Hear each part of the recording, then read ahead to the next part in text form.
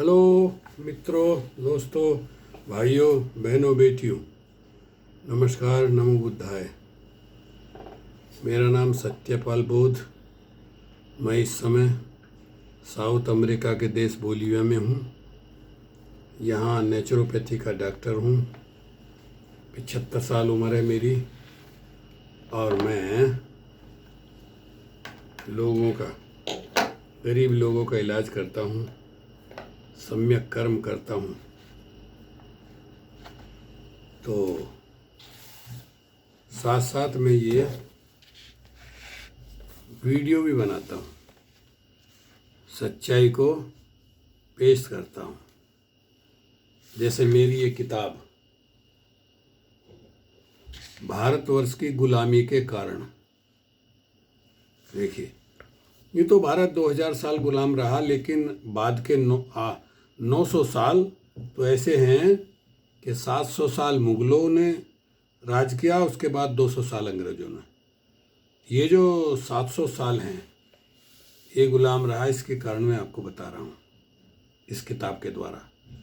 किताब स्टॉक में नहीं है, लोग मुझसे मांगते हैं, तो क्यों ना मैं इस किताब की छोटी छोटी वीडियो बना करके आप तक पहुँचाऊँ कि आप जानें कि क्या कारण है भारतवर्ष की गुलामी के।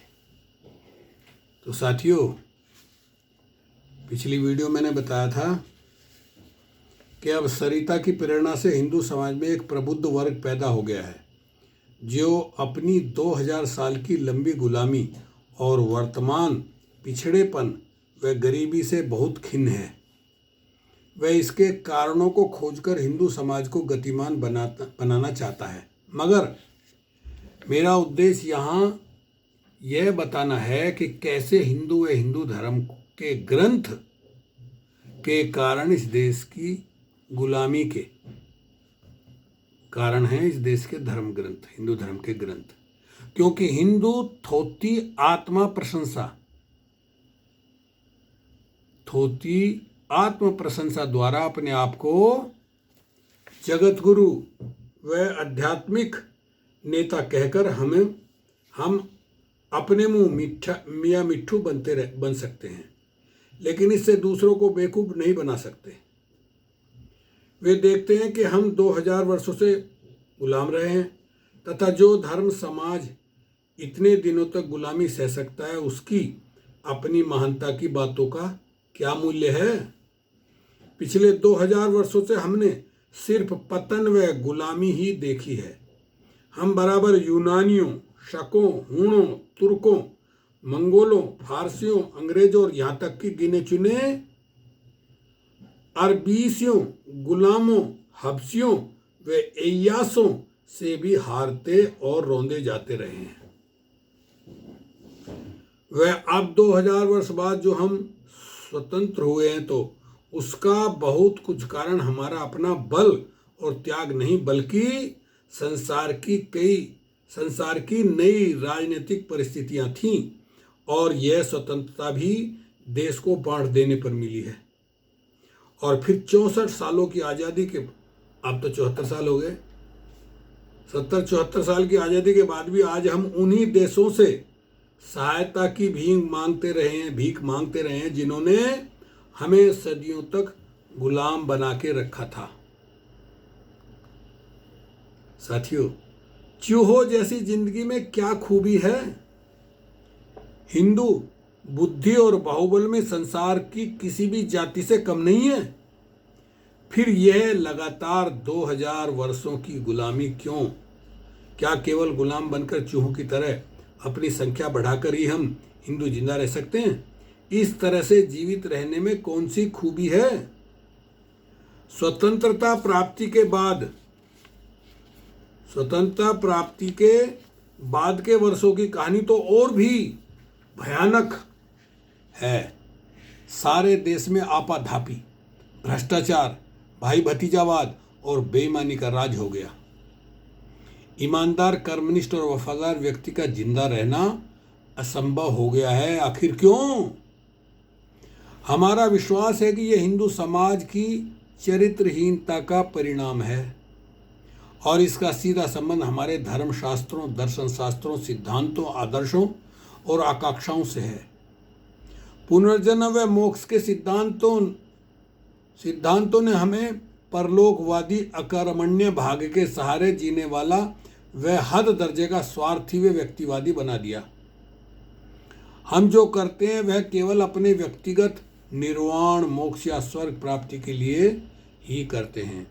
बदले में कुछ चाहे बिना समाज या देश के प्रगति हमारा क्या व्यक्तिगत कर्तव्य है, इसकी प्रेरणा हमें कहीं नहीं मिलती। साथियों, अब एक उदाहरण, हमारे महान पुरुषों व देवी देवताओं के बारे में हम जैसा पढ़ते हैं व सुनते हैं वैसा ही हमारा ही भी आचरण बन जाता है। तो हमारे एक महापुरुष राजा श्री रामचंद्र जी का उदाहरण देखिए। राजा श्री रामचंद्र जी, जिसे हिंदू विष्णु का अवतार बताते हैं, श्री रामचंद्र ने रावण से युद्ध इसलिए नहीं किया कि इस देश की या समाज की कोई प्रगति होती थी। उन्होंने युद्ध केवल अपनी पत्नी को यानी सीता को मुक्त कराने के लिए लड़ा था।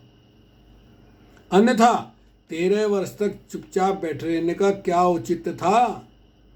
और रावण की मृत्यु के उपरांत जब सीता को श्री राम के सन्मुख लाया गया तो उन्होंने उसे स्वीकार करने से इनकार कर दिया, यह कहकर कि वह रावण के यहाँ रहने से भ्रष्ट हो चुकी है। देखें एक झलक फिल्म लज्जा, माधुरी की, माधुरी दीक्षित की फिल्म देखिए आप, लज्जा की, तथा रावण से विजय की रणकौशल या सूरवीरता से नहीं, रावण के भाई विभीषण की गद्दारी से, जिसे रावण की गद्दी और रावण को रानी मंदोदरी, जो उस समय की सबसे सुंदर, सुशील व गुणवान महिला रही होगी, उसे विभीषण को देने का प्रलोभन दिया गया था, प्राप्त की गई। इसमें कौन से धर्म या नैतिकता की स्थापना थी? पढ़ें वाल्मीकि कृत रामायण, दिल्ली चावड़ी बाजार में मिल जाएगी। असली रामायण तो वाल्मीकि कृत रामायण है। वाल्मीकि कृत रामायण को रख करके तुलसीदास जी ने अवधी भाषा में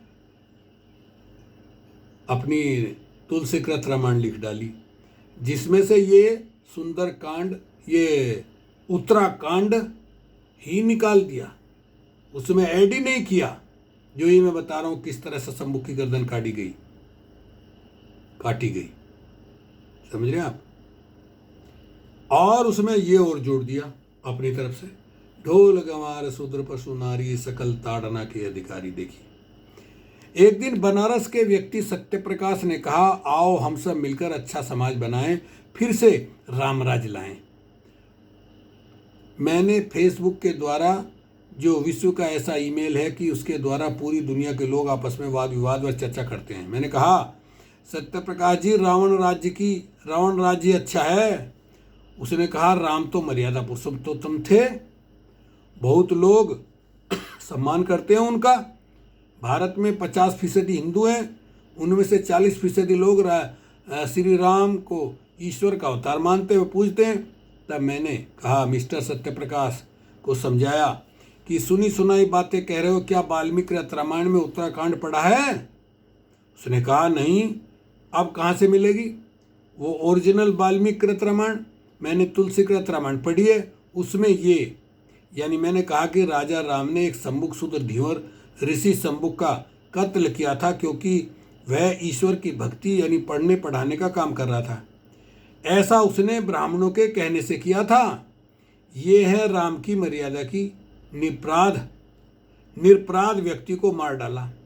संक्षिप्त में देखिए, राजा रावण का वध करने के बाद ही श्री रामचंद्र जी अयोध्या के राजा बने, व राज करने लगे। ब्राह्मणों को पता लगा कि जंगलों में एक आश्रम में शंभुक नाम का धीवर शूद्र तपस्या करता है, और वह लोगों को यानी शूद्रों को ज्ञान की बातें, ईश्वर शक्ति की बातें बताता। तो ब्राह्मणों ने गुप्त मीटिंग पंचायत की और उसमें एक प्रस्ताव रखा कि शंभुक शूद्र का वध राजा राम से करवाया जाए। उसी दौरान किसी ब्राह्मण का एक छोटा पुत्र अकस्मात से मर गया था। उसे वे यानी उस बच्चे के पिता के साथ बच्चे को कपड़े में लपेटकर राजा राम के दरबार में हाहाकार करते हुए इकट्ठे होकर पहुंच जाते हैं और कहते हैं कि हे राजा राम, तुम कैसे मर्यादा पुरुषोत्तम हो? तुम्हारे होते हुए शूद्र तपस्या कर रहे हैं तो हमारे बच्चे मर रहे हैं। ये देखो, मेरा बच्चा इसलिए मर गया क्योंकि शंभुक शूद्र वनों में तपस्या कर रहा है। हमारी रक्षा करो। तब राजा राम ईश्वर के अवतार अपने गुरु वशिष्ठ व सेना को लेकर जंगलों में ढूंढते हुए शंभुक ऋषि के आश्रम में पहुंच जाते हैं। पूछते हैं, तुम सब में कौन शंभुक? तब शंभुक ऋषि सामने आते हैं। राम ने पूछा, ऋषिवर, तुम शूद्र होकर तपस्या क्यों कर रहे हो? ये तुम्हारा अधिकार नहीं है। इस पर काफी लंबा विवाद हुआ। वह शंभुक ने कहा, तुम मर्यादा पुरुषोत्तम राम नहीं हो, ईश्वर की भक्ति कोई भी कर सकता है। तब राम को क्रोध आ गया कि हमारे सामने जवान लड़ाता है। वह अपनी तलवार से शंभुक की गर्दन काट डाली, यानी हत्या कर देता है। एक निर्दोष की हत्या करने वाला कैसे मर्यादा पुरुषोत्तम राम हो सकता है? यानी ब्राह्मणों को खुश कर दिया। देखें फिल्म तीसरी आजादी। उत्तर प्रदेश में ये सुश्री मायावती जी ने इसको बैन कर रखा है, तीसरी आजादी, लेकिन अब तो यूट्यूब पे निकाल कर आप अपने घर में कभी भी देख सकते हैं। इंटरनेट के द्वारा यूट्यूब पर आप देख सकते हैं। ये हैं विष्णु के अवतार राजा राम मर्यादा पुरुषोत्तम के काम। वाल्मीकि रामायण के इस उत्तराखंड को ब्राह्मणों ने पढ़ने को मना किया हुआ है, इसलिए लोग न पढ़ते हैं न जानते हैं। तब सत्यप्रकाश जी ने कहा, तब तो साहित्य का अध्ययन करना ही पड़ेगा। साथियों, वीडियो लंबी हो जाएगी। मैं अपनी पूरी किताब को छोटी छोटी वीडियो के द्वारा इस तरह कड़वी सच्चाई पेश करता रहूँगा। ओके, शुक्रिया, धन्यवाद। फिर मिलेंगे, मिलते रहेंगे।